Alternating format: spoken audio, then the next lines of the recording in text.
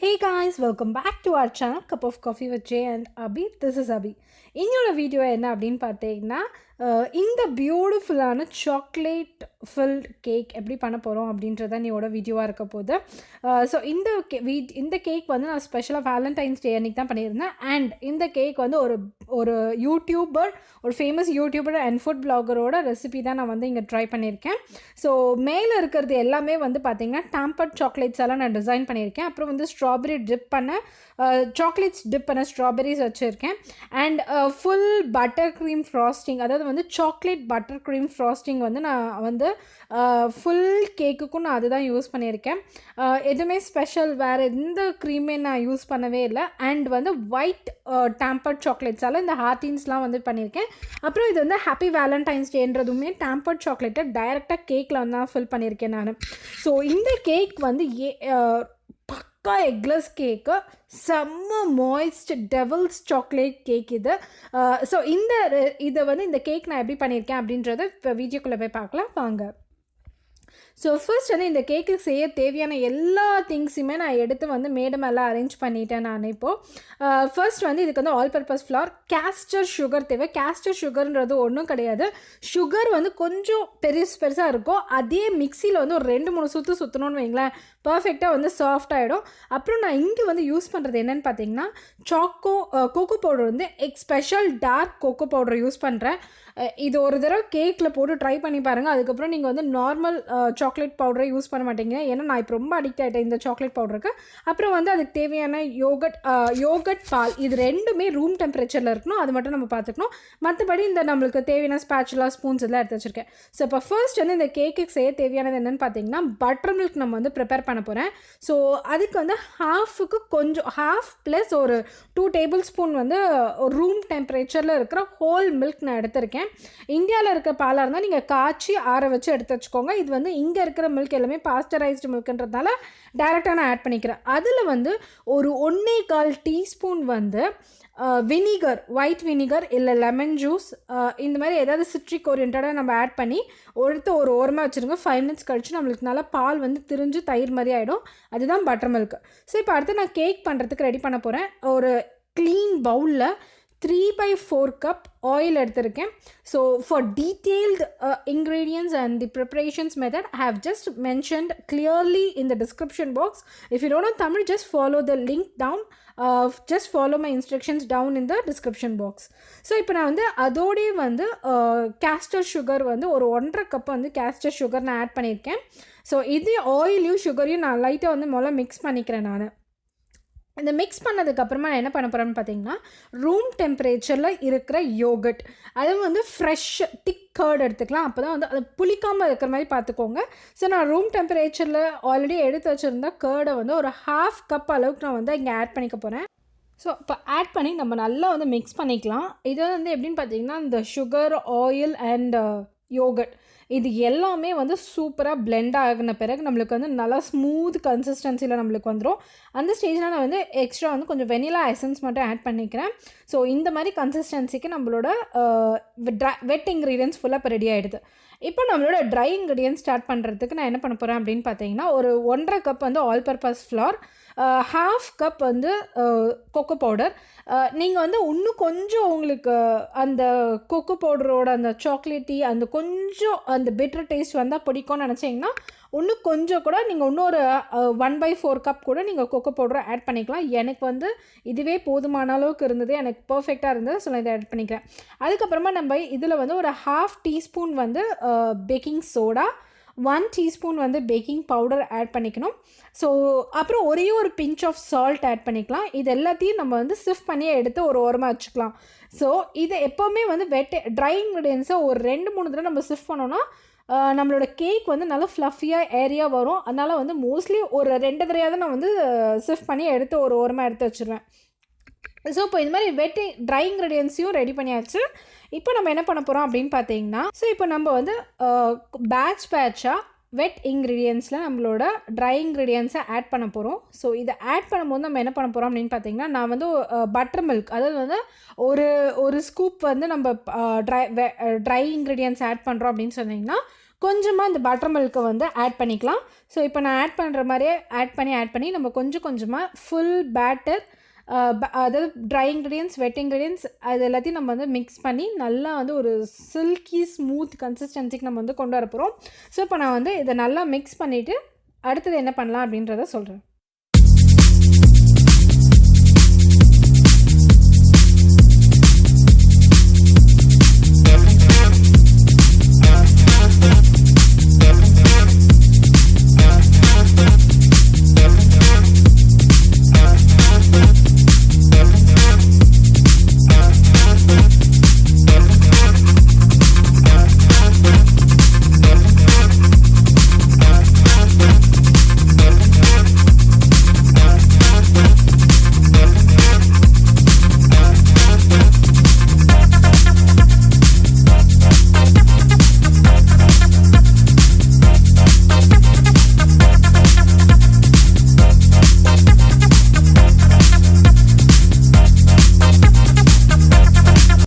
இப்போ நான் சொன்ன மாதிரி வந்து எல்லா wet and dry ingredients plus butter மில்கோட சேர்த்து நான் மிக்ஸ் பண்ணிட்டேன். இப்போ பார்த்தீங்கன்னா அப்படியே வந்து சில்கியாக இருக்கும் நம்மளோட பேட்டர், அப்படியே ஷைனியாக இருக்கும். நம்ம ஆயிலெலாம் போட்டிருக்கறதுனால வந்து நல்லா ஷைனியாக இருக்கும். இப்போ பேட்டர் இப்படி எடுத்து பார்த்தோன்னு வைங்களா, அப்படியே சரசரன்னு கீழே கொட்டணும். அந்த மாதிரி நம்மளுக்கு தோசை மாவு பதத்தில் இருக்கணும் எக்ஸாக்டாக சொல்ல போனால்.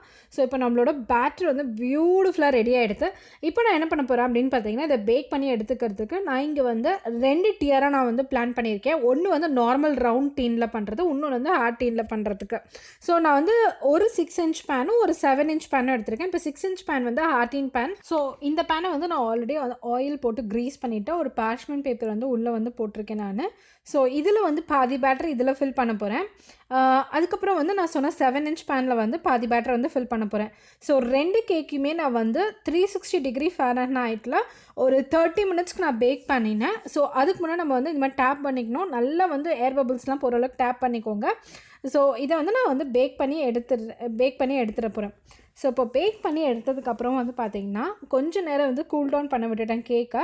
ஒரு 10 to 15 மினிட்ஸ்க்கு வந்து நான் அப்படியே வந்து கூல் டவுன் பண்ணிட்டேன். கூல் டவுன் பண்ணதுக்கப்புறமா சைட்ஸில் இருக்கிறதுலாம் வந்து லைட்டாக வந்து ஒரு நைஃபை வச்சு வந்து ஸ்க்ரேப் பண்ணி விட்டுட்டேன். இந்த மாதிரி நம்ம தட்டினோன்னா நம்மளோட கேக் வந்து பர்ஃபெக்டாக வெளியில் வந்துடும். ஆக்சுவலி வந்து கேக் வந்து செம்ம மாய்ஸ்டாக இருந்தது. ஏன் எனக்கு நடுவில் வந்து லைட்டாக டென்ஸ் ஆகிடுதுன்றது எனக்கே தெரியல. எனக்கு ஃபர்ஸ்ட் டைம் நான் கேக் பண்ண ஆரம்பித்த பிறகு எனக்கு இந்த ட்ரபிள் வந்தது. பட் ஆனால் still it doesn't harm my cake or anyway. ஹார்டால் ஒரு மாதிரி இதுவால் எனக்கு பர்ஃபெக்டாக இருந்தது தான் கேக்குன்னு சொல்வேன்.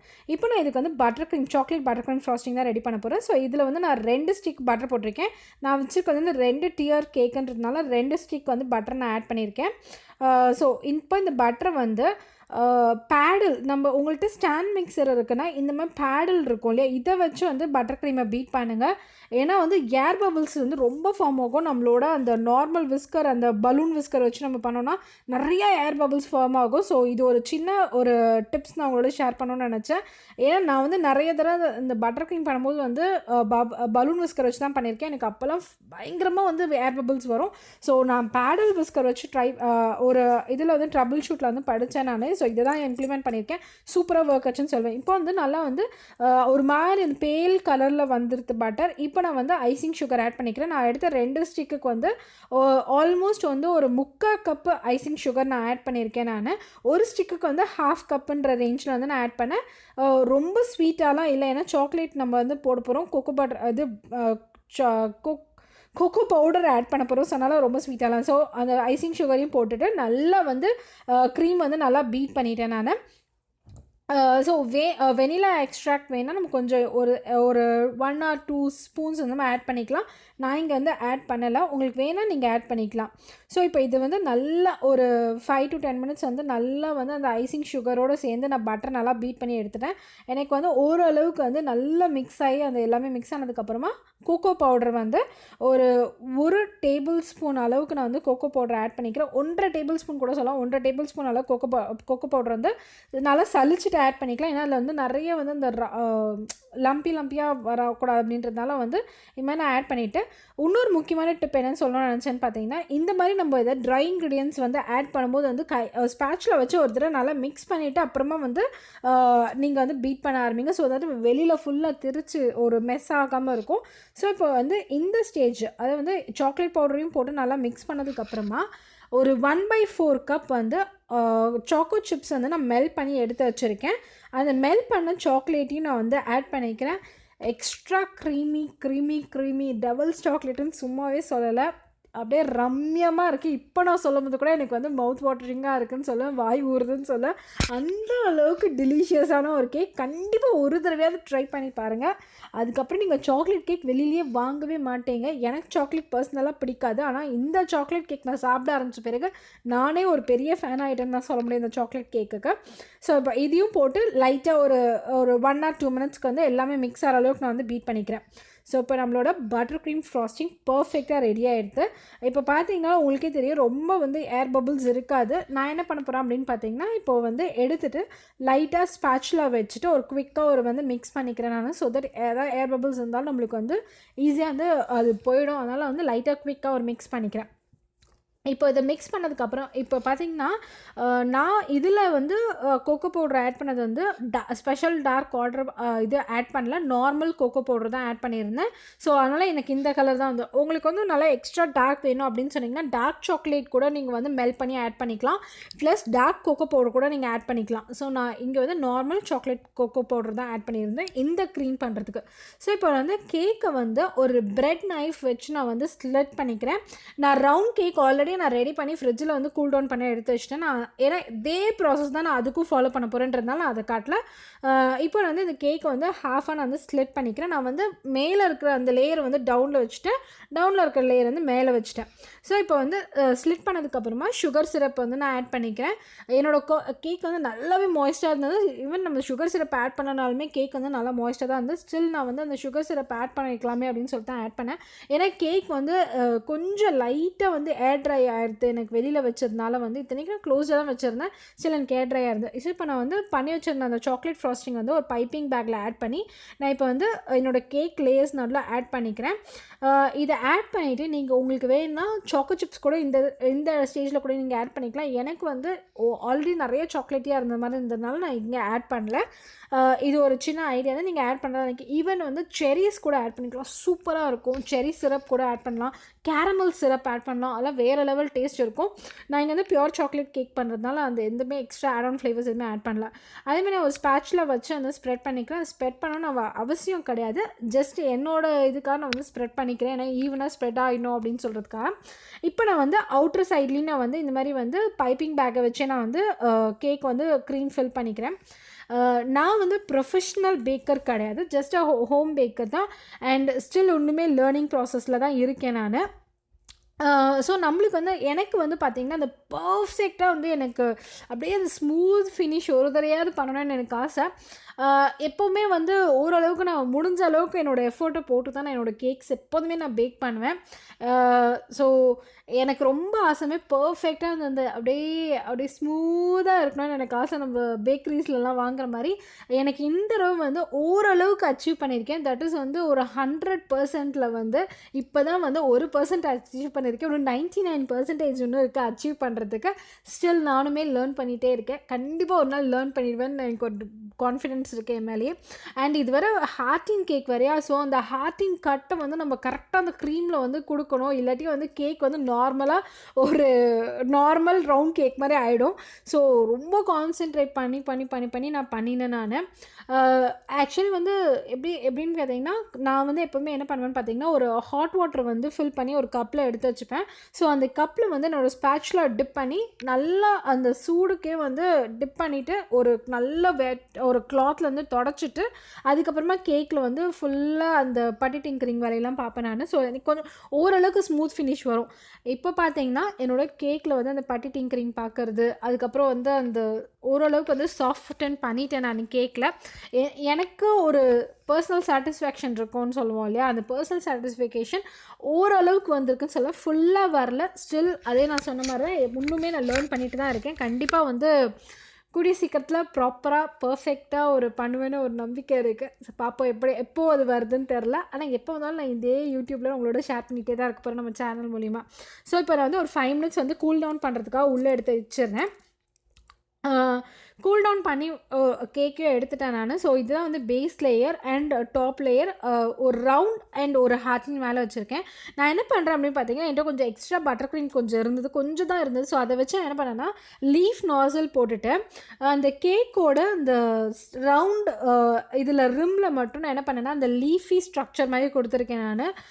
அதுக்கப்புறம் இதில் வந்து நான் நிறைய டேம்பர்ட் சாக்லேட்ஸ் தான் வந்து வச்சு நான் மேலே வந்து ஃபுல்லாக அந்த சாக்லேட் டிப் அதாவது ஸ்ட்ராபெரி டிப் பண்ணதாக இருக்கட்டும், இல்லை இந்த ஹாப்பி வேலண்டைன்ஸ் டே இருந்ததாக இருக்கட்டும், இந்த ஹார்டின்ஸ் பண்ணதாக இருக்கட்டும், எல்லாமே டேம்பர்ட் சாக்லேட்டில் தான் நான் பண்ணினேன்.